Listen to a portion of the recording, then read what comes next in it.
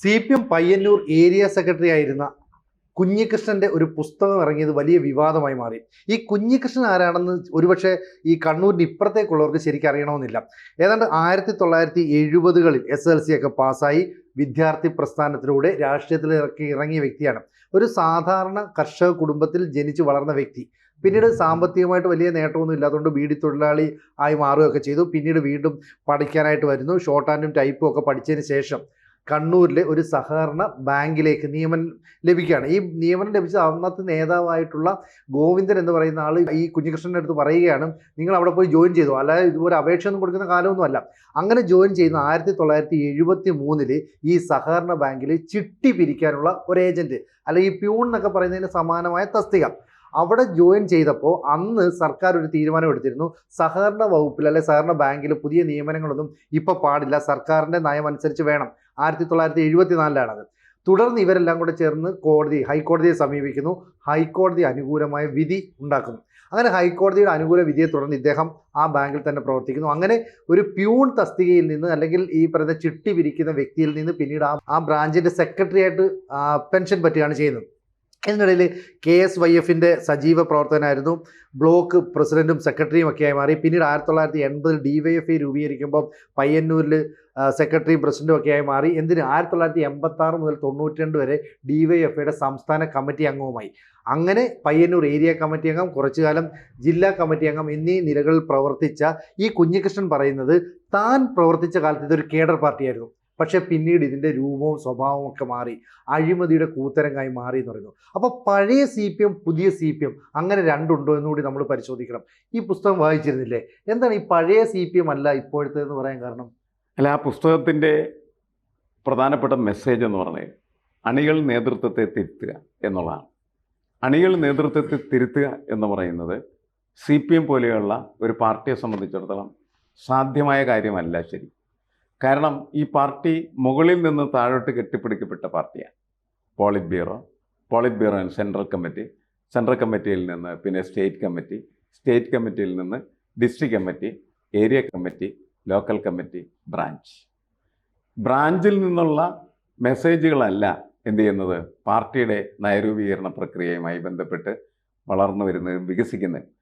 പകരം polit bureau രൂപപ്പെടുത്തുന്ന നയരൂപീകരണമാണ് ആ പാർട്ടിയുടെ പ്രവർത്തന സംവിധാനമായിട്ട് മാറിത്തീരുന്നു. ഇപ്പോൾ മുകളിൽ നിന്ന് കെട്ടിപ്പടുക്കപ്പെട്ട ഒരു പാർട്ടിയെ താഴെ നിന്ന് തിരുത്തുക എന്ന് പറയുന്നത് കേഡർ പാർട്ടി എന്ന നിലക്ക് പരിശോധിക്കുന്ന സമയത്ത് അസാധ്യമാണ്. ശരി, അദ്ദേഹം കേഡർ പാർട്ടിയിലെ അംഗമായിരുന്നു. പഴയ CPM എന്ന് പറഞ്ഞാൽ കേഡർ പാർട്ടിയാണ്. കേഡർ പാർട്ടി എന്ന് പറഞ്ഞാൽ പട്ടാള ചിട്ടയിൽ പ്രവർത്തിക്കുന്ന ഒരു പാർട്ടിയാണ്. അപ്പോൾ മെമ്പർഷിപ്പ് മുകളിൽ നിന്ന് എന്ത് നിർദ്ദേശം കൊടുക്കുന്നു അതൊക്കെ ഇവരെന്ത് ചെയ്യും, അംഗീകരിക്കും. അതാണ് കേഡർ പാർട്ടിയുടെ സ്വഭാവം. അപ്പോൾ ആ പറയുന്ന ഒരു സംഭവം, ആ പറയുന്ന വാക്ക് തന്നെ എന്ന് പറയുന്നത് വൈരുദ്ധ്യം നിറഞ്ഞ ഒന്നാണ്.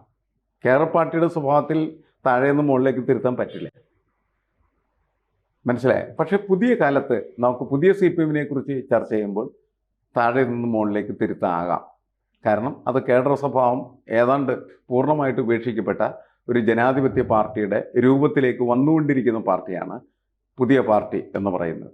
അപ്പോൾ പുതിയ പാർട്ടിയെ സംബന്ധിച്ചിടത്തോളം അണികൾ താഴെത്തട്ടിലുള്ള മുന്നോട്ട് വെക്കുന്നതായിട്ടുള്ള അഭിപ്രായങ്ങൾ ഉൾക്കൊള്ളാനായിട്ട് ബാധ്യസ്ഥരായിത്തീരും. കാരണം അത് തെരഞ്ഞെടുപ്പിനെ അഭിസംബോധന ചെയ്യുന്ന പാർട്ടിയാണ്.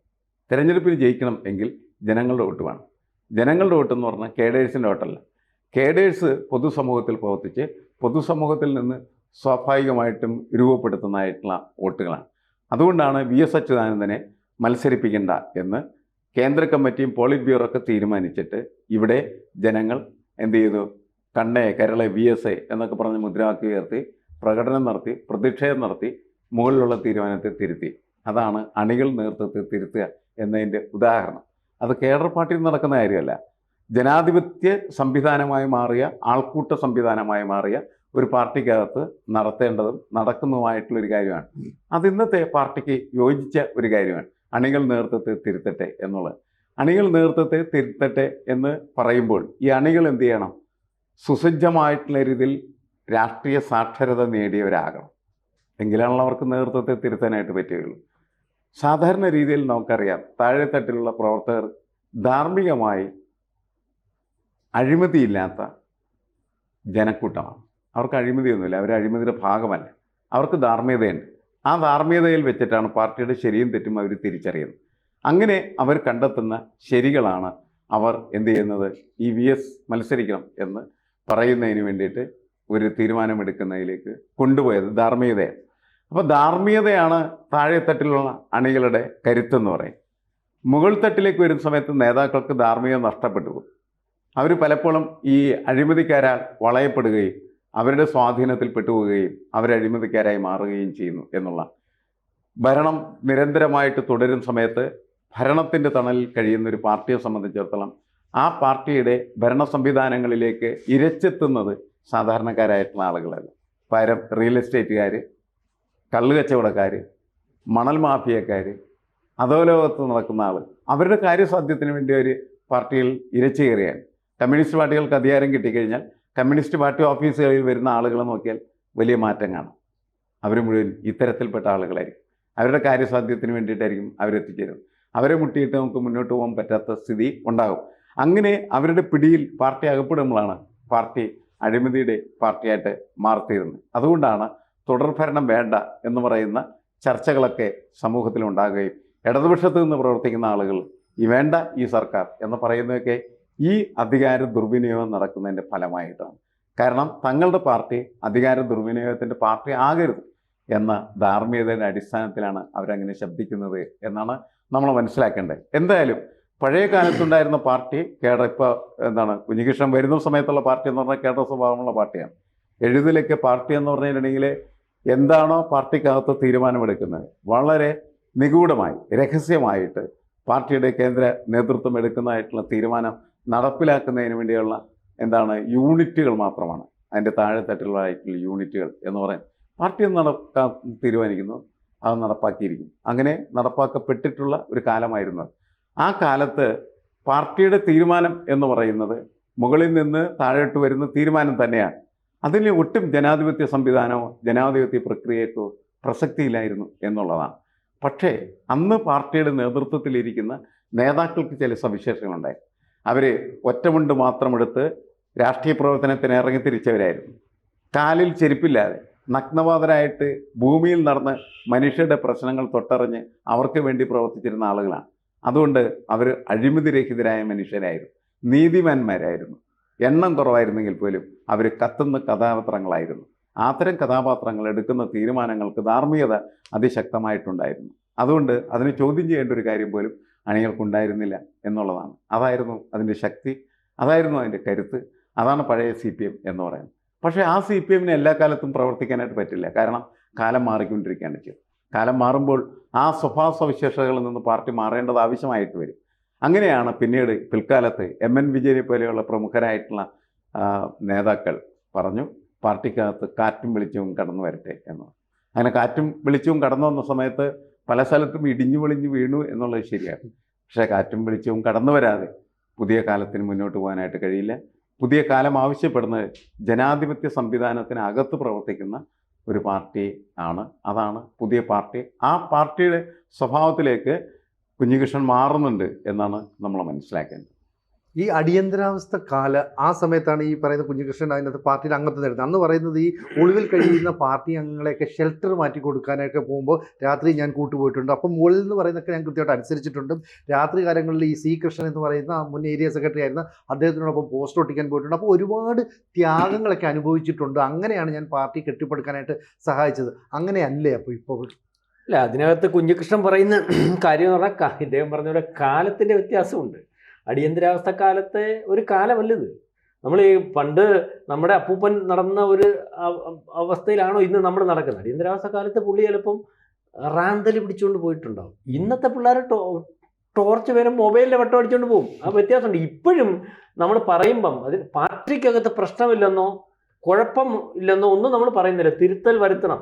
പക്ഷെ ഇപ്പോഴും നമ്മൾ ഈ പറയുന്നത് പോലെ പാർട്ടിയുടെ ഈ PS മാഷ് പറഞ്ഞതുപോലെ ഞാൻ മനസ്സിലാക്കുന്നത് മറ്റ് പല പാർട്ടികളെ പരിശോധിക്കുമ്പോൾ ഒന്നാമത് നിർത്താൻ പറ്റുന്ന പാർട്ടി ഇപ്പോഴും CPM ഇടതുപക്ഷം ഒക്കെയാ, നമ്മൾ CPM ഒക്കെയാ. കാരണം തുലനം ചെയ്യുമ്പോൾ, പക്ഷെ അങ്ങനെ തുലനം ചെയ്യേണ്ട പാർട്ടി അല്ലല്ലോ ഇടതുപക്ഷ പ്രസ്ഥാനം എന്ന് പറയുന്നത്. കാരണം മറ്റവരോട് തുലനം ചെയ്യുമ്പോൾ ഇതിനകത്ത് അഴിമതി കുറവാണ്, അല്ലെങ്കിൽ മറ്റവരോട് തുലനം ചെയ്യുമ്പോൾ ഇതിനകത്ത് ഈ മറ്റു പല കാര്യങ്ങളും കുറവാണ്. അങ്ങനെ ആവരുത്. ഇദ്ദേഹം പറഞ്ഞതുപോലെ ജനം ആഗ്രഹിക്കുന്ന ഇടതുപക്ഷം എന്ന് പറഞ്ഞാൽ ഈ പറയുന്ന പോലെ അത് ജനം ആഗ്രഹിക്കുന്നുണ്ട്. എങ്ങനെയാ? ഇടതുപക്ഷക്കാർ, കോൺഗ്രസ്സുകാരൻ എങ്ങനെ ആയിക്കോട്ടെ, BJPക്കാരൻ എങ്ങനെ ആയിക്കോട്ടെ, കമ്മ്യൂണിസ്റ്റുകാരൻ ഇങ്ങനെ ആവണമെന്ന് കേരളത്തിലും അല്ലെങ്കിൽ ഇന്ത്യയിലും എവിടെയും ജനം ആഗ്രഹിക്കുന്നുണ്ട്. അപ്പൊ അതിനകത്ത് വ്യതിയാനം സംഭവിച്ചിട്ടുണ്ടെങ്കിൽ, അപ്പൊ ഇദ്ദേഹം പറയുന്നത് പോലെ അന്ന് അദ്ദേഹം DYFI ആയിരുന്നു, അല്ലെങ്കിൽ KSYF ആയിരുന്നു. അദ്ദേഹം പാർട്ടി അദ്ദേഹത്തെ ഉത്തരവാദിത്തങ്ങൾ ഏൽപ്പിച്ചിട്ടുണ്ട്. ആ ഉത്തരവാദിത്തങ്ങൾ വളരെ കൃത്യമായിട്ട് അദ്ദേഹം നയിച്ചിട്ടുണ്ട്. അതുകൊണ്ട് അദ്ദേഹത്തിന് പാർട്ടി, നമ്മൾ അദ്ദേഹത്തെ പരിശോധിക്കുകയും പുസ്തകം പരിശോധിക്കുമ്പോൾ അതിനനുസരിച്ച് അന്നത്തെ പാർട്ടി അയാൾക്ക് വേണ്ട പ്രൊമോഷനും കൊടുത്തിട്ടുണ്ട്. അതെ, പ്രൊമോഷൻ കൊടുത്തിട്ടുണ്ട്. DYFIയുടെ ജില്ലാ സഹഭാരവാഹിയായിരുന്നു. ആരുടെ, എനിക്ക് തോന്നുന്നു ജില്ലാ സെക്രട്ടറി മുമ്പ് ഇരുന്നിട്ടുള്ള ജയരാജൻ ഉണ്ടല്ലോ, ജയരാജന്റെ കൂടെ. പിന്നെ പാർട്ടി ഏരിയ സെക്രട്ടറി ആക്കിയിട്ടുണ്ട്, പാർട്ടി ഏരിയ കമ്മിറ്റി വന്നിട്ടുണ്ട്, ജില്ലാ കമ്മിറ്റി വന്നിട്ടുണ്ട്, കോഓപ്പറേറ്റീവ് സൊസൈറ്റിന്റെ സംസ്ഥാന ഭാരവാഹിയായിട്ടുണ്ട്. അപ്പം നമ്മൾ ഈ പറയും 10ാം ക്ലാസ് വിദ്യാഭ്യാസം ചെയ്യാൻ സാധിക്കാതിരുന്ന ഒരു ആളിനെ അത്രയും വിദ്യാഭ്യാസം പോലും ഉണ്ടായിട്ടും, അല്ലെങ്കിൽ താഴെത്തട്ടിൽ നിന്നുണ്ടായിട്ട് പാർട്ടിക്ക് വേണ്ടി പണിയെടുത്തപ്പോൾ ആ അതേ പരിഗണന അദ്ദേഹത്തിന് കൊടുത്തു. പിന്നെ മാത്രമല്ല അദ്ദേഹത്തിന് പാർട്ടി ജോലി കൊടുത്തു. ഇവിടുത്തെ കൂട്ടല്ല കണ്ണൂരെ ജോലി എന്ന് പറഞ്ഞാൽ, നിങ്ങളുടെ ഈ എപ്പോഴാ അപ്പോയിന്റ്മെന്റ് ലെറ്റർ കിട്ടുമ്പോഴേ നിങ്ങൾക്ക് അവിടെ ജോലി. ഇവിടുത്തെ പാർട്ടിക്കകത്തൊക്കെ കീഴിക്കൂടുതൽ ശുപാർശയൊക്കെ നമുക്ക് കാണാൻ പറ്റും, അല്ലെങ്കിൽ ശുപാർശ അല്ലെങ്കിൽ മറ്റു കാര്യങ്ങൾ. എന്നാലും നമ്മുടെ ഇവിടുത്തെ പാർട്ടി എന്ന് പറഞ്ഞാൽ കോൺഗ്രസ്സുകാരൻ 10 ലക്ഷം രൂപ മേടിച്ചിട്ട് കൊടുക്കുമ്പോൾ 1 രൂപയും മേടിക്കാതെ പാർട്ടി സഖാവിന് ജോലി കൊടുക്കുന്നത്. അതിനകത്ത് ഈ ശകലം സ്വാധീനം. പക്ഷെ കണ്ണൂരൊക്കെ ഇപ്പോഴും സ്വാധീനം അകത്തുണ്ട്. പക്ഷെ ജോലി കിട്ടുന്നവൻ അന്നേരെ അറിയത്തുള്ളൂ എന്ന് പറയുന്നുണ്ട്. അപ്പം ആ സമയത്ത് ഇദ്ദേഹത്തിന് കൊടുക്കുന്ന പരിഗണന കൊടുത്തിട്ടുണ്ട്. പിന്നെന്ത് സംഭവിച്ചു എന്ന് അദ്ദേഹം പറയുന്നതാണ്. അത് പാർട്ടി പറയുന്നത് അങ്ങനെയല്ലെന്നും പറയുന്നുണ്ട്. ഇതിൻ്റെ അകത്തെ ഒരു കാര്യം കൂടി നമ്മൾ മനസ്സിലാക്കേണ്ടത്, നമ്മളെ പഴയ CPM പുതിയ CPM എന്ന് പറയുമ്പോഴേ, ഞാൻ പറഞ്ഞ പഴയ CPM എന്ന് പറഞ്ഞാൽ ഒറ്റമുണ്ടെടുത്ത് നടന്ന, നഗ്നപാതനായി നടന്ന നേതാവ് പാർട്ടിയുടെ അംബാസഡറായിട്ട് ജീവിച്ച കാലമാണ്. ഇന്ന് പക്ഷേ അങ്ങനെയല്ല. പാർട്ടിയുടെ നേതൃത്വം എന്ന് പറയുന്നത് BMW കാറിലാണ് വരുന്നത്. അത് കാലത്തിൻ്റെ വ്യത്യാസം കൂടിയാണ്. നമുക്കിന്ന് പഴയ കാലത്ത് കേരളം എന്ന് പറഞ്ഞാൽ എന്താണ്, ചെറ്റപ്പുരകൾ എന്ന് പറഞ്ഞ പ്രദേശം, ഓലക്കുടിലുകൾ. അതല്ല ഇന്ന് കേരളം. ഇന്ന് വാർക്ക കെട്ടിടങ്ങളും അതേപോലെ തന്നെ ഏതാണ്ട് എല്ലാ വീടുകളിൽ തന്നെ എന്താണ് എയർ കണ്ടീഷണറുകളൊക്കെ ഉള്ള തരത്തിലേക്ക് നമ്മുടെ ഭൗതിക സാഹചര്യങ്ങൾ വളരെ മാറിക്കഴിഞ്ഞിരിക്കും. മാത്രമല്ല ഭീഷമാഷ് പറഞ്ഞ പോലെ ഒറ്റമുണ്ട് ഉടുക്കാൻ നമ്മൾ നിർബന്ധം പിടിക്കണം. അല്ലെങ്കിൽ ഒരു ദിവസം കൂലിപ്പണിക്ക് പോകുന്ന ആൾക്ക് പോലും ഒരു ദിവസം ഇവർക്ക് അന്ന് അതൊക്കെ ഉണ്ടായിരുന്നല്ലോ. ഇവരെന്ത് ചെയ്യുന്ന വെച്ചാല്, ഇതൊക്കെ ഈ പുഴയിലൊക്കെ അധികം ആളുകളൊന്നും താമസമില്ലാത്ത പ്രദേശങ്ങളാണ്. അവിടെ ഇറങ്ങി കുളിച്ച് അതൊക്കെ കഴുകി ഉണക്കിയിട്ട് ആണ് പിന്നെ കുറ്റിക്കാടിൽ നിന്നൊക്കെ ഇറങ്ങി ഈ സാധനം എടുത്ത് അങ്ങനത്തെ ഒരു കാലമായിരുന്നത്.